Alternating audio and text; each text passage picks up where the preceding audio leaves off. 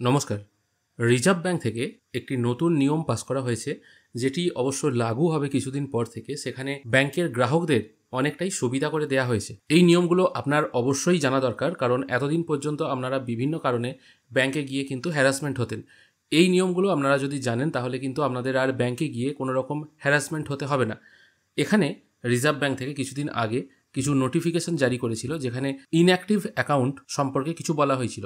এবার inactive account কোনগুলো সেগুলো আমি আগে আপনাকে জানিয়ে দিই।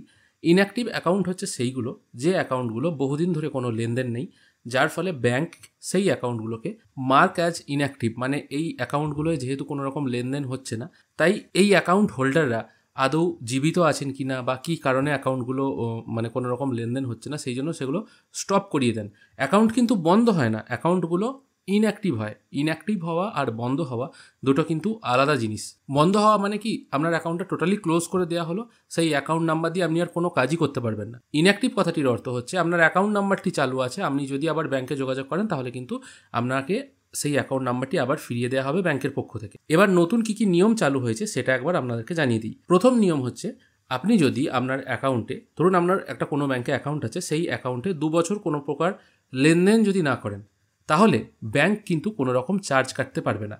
এবার এই কথাটা কি, কথাটা হচ্ছে এরকম, ধরুন আপনার ব্যাংকে টাকা আছে, মানে যে অ্যাকাউন্টটায় আপনি লেনদেন করেন না সেই অ্যাকাউন্টে ধরুন 5,000 কি 6,000 টাকা আছে। এবার যখন আপনার অ্যাকাউন্টে কোনো প্রকার SMS চার্জ বা ATM চার্জ এই জাতীয় বা বিভিন্ন রকম চার্জ অ্যাক্টিভ করা থাকে, যার মাধ্যমে আপনি কিন্তু জানতে পারেন বাড়িতে বসে আপনার অ্যাকাউন্টে কীরকম কী লেনদেন হচ্ছে, মোবাইল ব্যাংকিং ইত্যাদি পরিষেবা। এবার ধরুন 2 বছর ধরে আপনি সেই অ্যাকাউন্টটায় কোনো প্রকার লেনদেন করছেন না, সেক্ষেত্রে কী হবে, ব্যাংক অনেক সময় কী করে, SMS-এর যে চার্জটা কাটে সেই চার্জটা কেটে কেটেই আপনার হয়তো দেখবেন 2,000 টাকা থেকে কমে 1,000 টাকা হয়ে গেছে। কী কারণে কেটেছে, দেখা যাচ্ছে ATM চার্জ, মেনটেন্যান্স চার্জ, এরকম ইত্যাদি চার্জ কেটে সেই অ্যাকাউন্টটা 2,000 টাকা হয়তো ব্যাংক কেটেই নিয়েছে। কিন্তু এবারে রিজার্ভ ব্যাংকের নিয়মে বলা হচ্ছে, যেটা আপনার যদি এরকম কোনো অ্যাকাউন্ট থেকে থাকে যেটা আপনি লেনদেন করেননি বিগত 2 বছর, তাহলে কিন্তু ব্যাংক কোনো প্রকার চার্জ কাটতে পারবে না, যার ফলে কিন্তু বহু মানুষের সুবিধা হবে। অ্যাকচুয়ালি এই যে চার্জ কাটার ব্যাপারটা, এটা কিন্তু অ্যাকচুয়ালি গরিব মানুষদেরই হয়। যারা ধরুন খুব ধনী ব্যক্তি, তারা তো সারা বছরই ব্যাংকে কোনো না কোনো লেনদেন করে, তাদের অ্যাকাউন্ট কখনো জিরো হয় না, সবসময়ই টাকা থাকে। কিন্তু গরিব মানুষদের অ্যাকাউন্টেই ব্যালেন্স ন্যূনতম মানে জিরো হয়ে যায় কখনো কখনো, যার ফলে কোনো ব্যাংক কখনো কখনো টাকা কাটে, হিউজ পরিমাণ টাকা কাটে। আবার অনেক মানুষ আছেন তারা ভাবেন হয়তো অনেকদিন আমি লেনদেন করিনি, আবার যদি ব্যাংকে যাই সেখানে অ্যাকাউন্টটা চালু করতে হয়তো অনেক টাকা চলেই গেছে, যার ফলে আমি আর সেই টাকা দরকার নেই, সেই টাকা তুলব না। এখানে এটা সুবিধা হয়েছে যেটা, সেটা হচ্ছে কোনো রকম চার্জ 2 বছর যদি অ্যাকাউন্ট ইনঅ্যাক্টিভ থাকে, মানে লেনদেন না হলে ব্যাংক কাটতে পারবে না। দ্বিতীয় পয়েন্টে কি বলা হচ্ছে সেটা হচ্ছে এটাই, 2 বছর যদি এরকম কোনো অ্যাকাউন্ট ব্যাংক মনিটর করে যে এই অ্যাকাউন্টটায় 2 বছর বা তার বেশি লেনদেন নেই, প্রথমে ব্যাংক SMS বা ইমেলের মাধ্যমে সেই অ্যাকাউন্ট হোল্ডারকে জানাবে যে আপনার অ্যাকাউন্টে 2 বছর ধরে কোনো প্রকার লেনদেন নেই, আপনি দয়া করে ব্যাংকের সাথে যোগাযোগ করুন আপনার অ্যাকাউন্টটা যদি আপনার চালু করতে ইচ্ছা হয়। এবার যদি সেই গ্রাহক জীবিত না থাকেন, অনেক সময় মারা যায়, যার ফলে অ্যাকাউন্ট হোল্ডার সেই টাকা তো তুলতে পারবেই না, তখন দেখে ব্যাংক সেই অ্যাকাউন্টে কোনো রকম নমিনি আছে কিনা। যদি নমিনি থাকে, সেই নমিনির সাথে যোগাযোগ করা হয় এবং তাকে বলা হয় যে আপনার রিলেটিভ, মানে যিনি তাকে নমিনি করেছিলেন, তার অ্যাকাউন্টে এত টাকা পড়ে আছে, আপনি টাকাটা আপনার সঠিক প্রমাণ দিয়ে কালেক্ট করুন, এই রকম ব্যাপার। এবার এখানে একটা কথা বলে রাখি, একটি সমীক্ষায় দেখা গেছে এরকম ইনঅ্যাক্টিভ অ্যাকাউন্ট যে অ্যাকাউন্টগুলো আছে সেখানে প্রায় 14,000 কোটি টাকা ব্যাংকের খাতায় জমা আছে, যে টাকাটার কোনো প্রকার ক্লেম নেই। এবার অনেক সময় কি হয়, ব্যাংকও এই টাকা নিজেদের হস্তগত করে নেয়, যেহেতু এই ব্যক্তি অনেকদিন ধরে ব্যাংকে যোগাযোগ করছে না। কিন্তু এবারে কিন্তু নিয়মটা একটু চেঞ্জ হয়েছে, সেই নিয়মটাও বলে দিচ্ছি।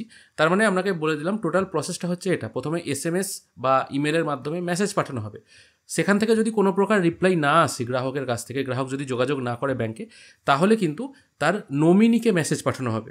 নমিনিও যদি কোনোভাবে যোগাযোগ করতে অক্ষম হয়, তাহলে কিন্তু সেই ব্যাংকে রিজার্ভ ব্যাংক নির্দেশ দিয়েছে তারা যেন ফিজিক্যালি সেই গ্রাহকের বাড়িতে গিয়ে কথা বলে, সেই টাকাটা যেন গ্রাহকের কাছে পৌঁছায়। অ্যাকচুয়ালি এখানে দেখা যাচ্ছে রিজার্ভ ব্যাংক কিন্তু খুব ভালো স্টেপ নিয়েছে, মানে যে টাকাগুলো ব্যাংকের অ্যাকাউন্টে বেকার পড়ে আছে, কোনো রকম মানে কাজে লাগছে না, যাতে ব্যাংক সেই টাকা না পায় এবং সরাসরি যেটা যাতে গ্রাহকের কাছে পৌঁছায়, এবং গ্রাহক যাতে সেই টাকা, মানে এটা তো তার গ্রাহকের নিজের জমানো টাকা, সে যাতে নিজে খরচ করতে পারে, অন্য কারোর হাতে না যায়, সেই জন্য রিজার্ভ ব্যাংক কিন্তু এই ব্যবস্থাটা করছে।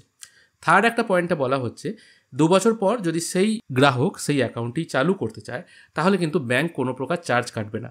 এটা আমি প্রথমেই একটু আগে বললাম, যেমন অনেক বয়স্ক মানুষ আছেন হয়তো 5-6 বছরের জন্য ব্যাংকে যেতে পারেননি, তার অ্যাকাউন্টে হয়তো 2-3 হাজার টাকা পড়ে আছে।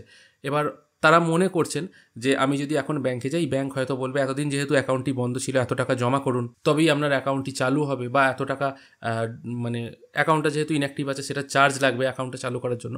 এরকম ভয়টাও কিন্তু আপনাদের কেটে গেল। মানে আপনি যদি 2 বছর পরে ব্যাংকে গিয়ে বলেন আমার এই ব্যাংকে অ্যাকাউন্ট আছে, অ্যাকাউন্ট নাম্বার এই, অ্যাকাউন্টটি ইনঅ্যাক্টিভ হয়ে পড়ে আছে, আমি অ্যাকাউন্টটি চালু করতে চাই, তাহলে কিন্তু ব্যাংক কোনো প্রকার চার্জ করবে না। ডাইরেক্ট আপনাকে বলা হবে যে আপনি Aadhaar card, voter card, PAN card এবং যদি 1 কপি ফটো থাকে, জাস্ট কেওয়াইসি করার জন্য এই ডকুমেন্টসগুলো জমা দিন, তাহলেই কিন্তু আপনার অ্যাকাউন্টটি চালু হয়ে যাবে।